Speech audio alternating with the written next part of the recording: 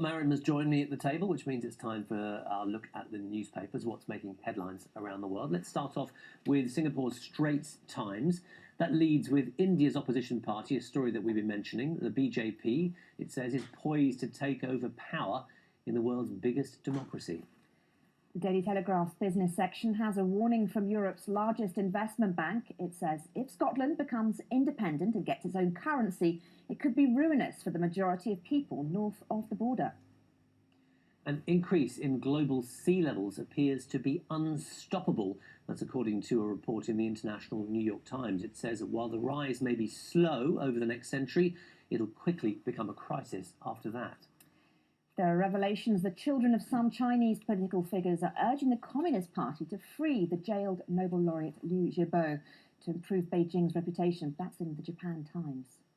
And then there's this in the Financial Times. It reports that hops used to make beer have doubled in price. That's because the craft beer industry in the United States continues to grow. And has a great literary mystery been solved? The Daily Telegraph reports a researcher may have uncovered the identity of a policeman from Belgium who may have inspired writer Agatha Christie's famous sleuth, Hercule Poirot.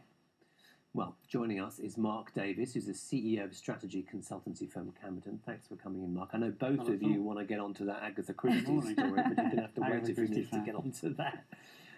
Let's start by talking about this story that we're seeing in a lot of papers that you've been reporting on in business. We're reporting on the headlines about exit polls suggesting that the BJP is going to form the next government in India. In fact, one poll even suggests they may even get a majority. Well, it looks like they're going to win 289 out of the 543 That's the sort of maximum, seats. I think, isn't it? Yeah, I mean, they've been contesting 427.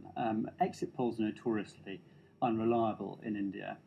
We won't hear for sure until the 16th of May, but it does look like Modi has won it from what we're hearing so far. Interestingly, the things that he's been campaigning on are very interesting from our perspective, because some of them are so similar to what we hear here. Simplified tax system, for example, rolling out of the fibre optic broadband network. And then at the other end of the scale, the price of onions and the price of salt.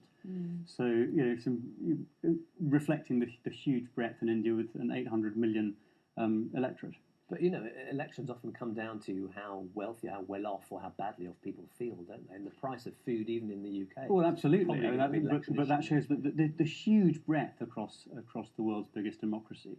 People at one end are concerned about the speed of their broadband, and at the other, they're concerned about the price of onions. What about in terms of India as an investment for foreign companies? You, of course, are CEO of a foreign company in terms of India. Do you see India as a safe investment now or not? Because the economy has had troubled times over the past decade. People say that this is the most important election they've had since 1991 when it liberalised their economy. I've tried to do business in India. I've been out there and lobbied in India, and I can tell you it's still extremely difficult. It's not quite the permit Raj that it was, but it's not easy. Have you had to have you come up against the corruption there when you tried to do business? To some extent, yes. I've sat in front of chief ministers there and tried to persuade them that they should take a given product. And there is always the implication that it would be much easier if you could... It's a dilemma, though, for companies, isn't it? Do you end up just going with the system and paying the bribe, or do you stand firm and say no? Yeah, well, I think in our case, we stood firm and said no, and then we didn't get the business. So there we go. All right. Talking about sort of investment opportunities in foreign countries, there's a report on the Daily Telegraph business section that from Deutsche Bank, this is reporting, that if Scotland votes for independence, it will face a capital flight. Yes, they're saying that it could be potentially ruinous for the country. What's interesting on this, of course, is that every time there's been some bad news story about the possibility of Scottish independence, the polls have narrowed, and those who are voting for it seem to be firmer in their resolve that Scotland could stand alone. This one's an independent report. It's come from Deutsche Bank, which is, you were just saying, is the largest investment bank in the world. So it's not a statement that's been made by a politician, and therefore it may resonate that little bit more.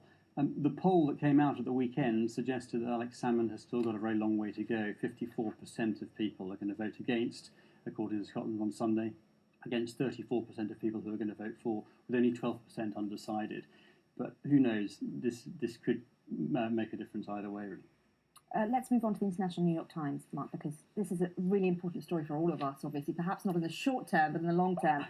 It says that sea levels are poised to rise in Antarctica as the icebergs there melt faster. But the problem here with this report is that they're saying what's happened is unavoidable now. It's just not unstoppable. Yes, they're saying that this is on the basis of observation rather than computer models, which is what makes it quite worrying. It's quite a gloomy story for first thing in the morning, but yeah, I mean, there's nothing we can do about that.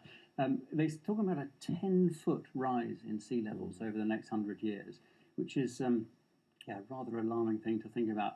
4 foot would be lying cities, and especially in northern Europe.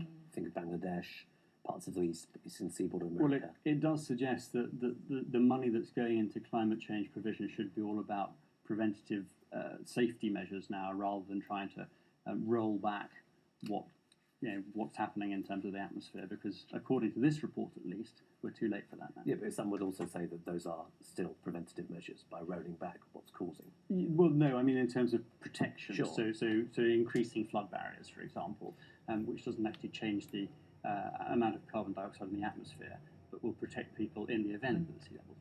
How likely do you think politicians are going to take this seriously when there's a century before we're going to start seeing all these problems? I mean, the risk-reward is always the big problem that politicians have, because they're being asked to spend money for something which is not going to happen, supposedly, for a very long time. 20 parliaments away. Oh no, lots of elections between now and then.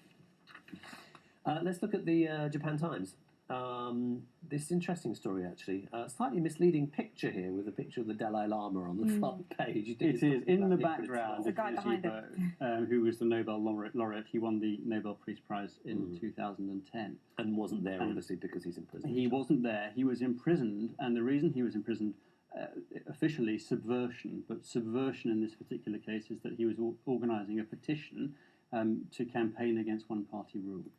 And the story here is that princelings in China, and princelings are the sons of those people who are in charge, are talking about the fact that the reputation of China is really being hit hard by the fact that they imprison people who are activists in this way. And these, of course, are the next generation, aren't they, these princelings? So it does kind of give you some... They are the next generation. What's quite interesting from that perspective is that these are people who were born in the 60s and 70s. So in terms of our politics, they're very much the current generation, but they're the next generation in China.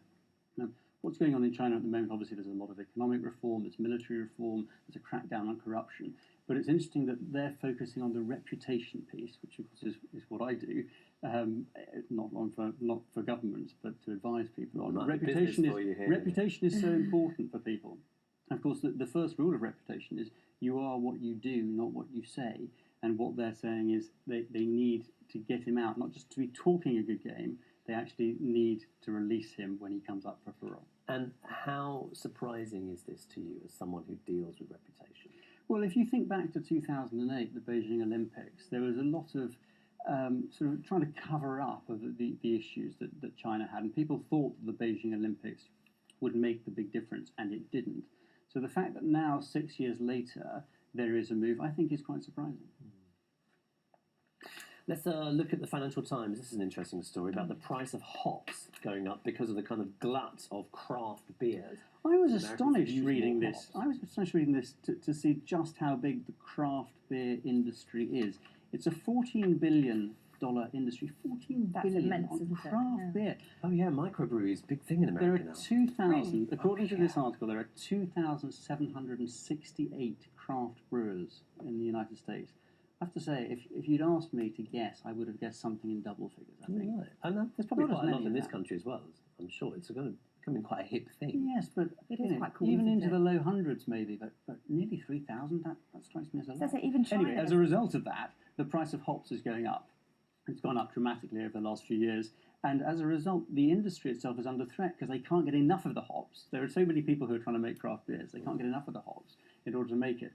So they say that if one beer suddenly became very popular, the manufacturer wouldn't be able to get enough hops to make it and roll it out. So it's a threat to the industry. It's becoming a victim of its own success. There are so many of these types of beers, though, aren't there? So... Oh yeah. That's why it's just one for every day of the year. Okay, now, let's talk about Agatha Christie. Are you a fan? I am a fan of Agatha Christie. Funnily enough, I'm just getting back into it because my daughter, my eldest daughter, is just getting to the age where I absolutely love them. I was just talking to her only a couple of days ago about the fact that maybe Agatha Christie is what she should start to read. Hercule Poirot, my favourite book of his was actually the last one, Curtain. Oh, that's so Poirot's sad, last that case. book. It was very sad. Really sad. But I can't bear equally, to see him. Okay, and it's a bit inside Get into baseball, trouble. guys. Sorry. The point is that they think they found out who the character was based Yes. on, a Well, real life person. They do and they don't. This is one of those stories that if you read to the end, actually it tells you a different story from the beginning. This is about a family researcher who has found a great similarity between somebody in his family, somebody that one of his family interacted with, who came over from Belgium, and Hercule Poirot. The person who's the actual publisher of Christie says that as far as he was concerned, she never had somebody that she set the character on. Okay, well, it's only got you guys talking We'll talk about it more after this real-life programme. mysteries. Mark Davies, thanks very much for coming in and joining us to talk about the newspapers. Bye-bye.